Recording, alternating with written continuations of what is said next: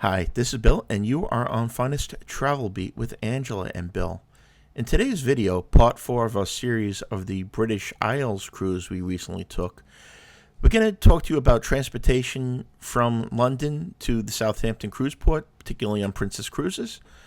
We're going to show you around a little bit of the ship and give you some information that you're going to need if you are planning a British Isles cruise.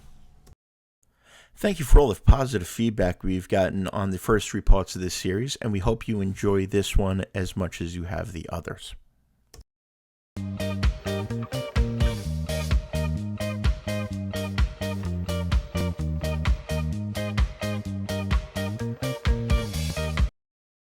In this video, we're going to primarily be talking about the transportation and our experiences going from London, downtown central London, to the Southampton Cruise Port. We decided to use the transfers that Princess provided, and we're happy we did. We took an Uber that morning from our hotel, the Sheraton Grand Park Lane. There'll be a separate video on that hotel up on the channel.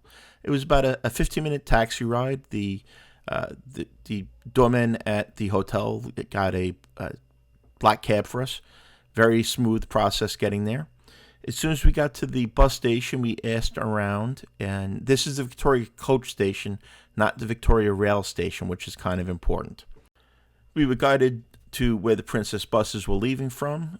We were checked in by a woman there, very helpful. We waited a few minutes, then they took our luggage, loaded up the luggage on the bus. Some of our luggage actually went on a separate bus because there was so much that was kind of behind us.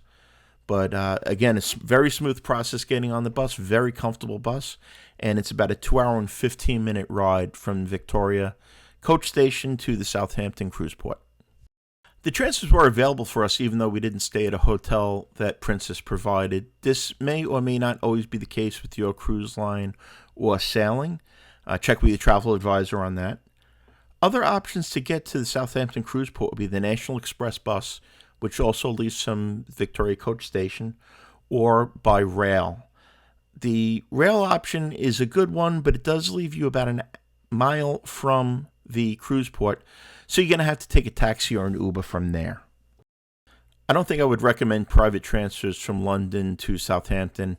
Again, it's about 2 hours and 15 minutes, and it's going to be pretty costly. The bus option was very good, and I know people have taken the rail option as well and have enjoyed that. The bus dropped us right off by the terminal. We got off, and we're probably on the ship within 15 minutes. It was one of the smoothest transfers and embarkation processes that we've had on any of the cruises we've been on. Just a couple of things to point out, which I will point out in many videos, is make sure, please, do not pack your travel documents in your checked luggage.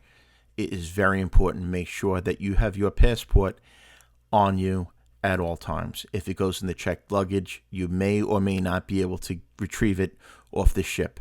There have been stories of people that have been unable to make the cruise, but their luggage and their passport did. Don't let that happen to you.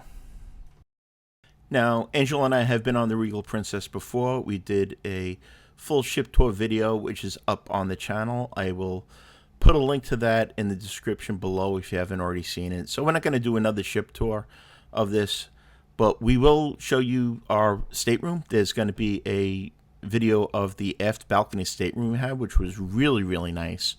That'll be up on the channel within a few days.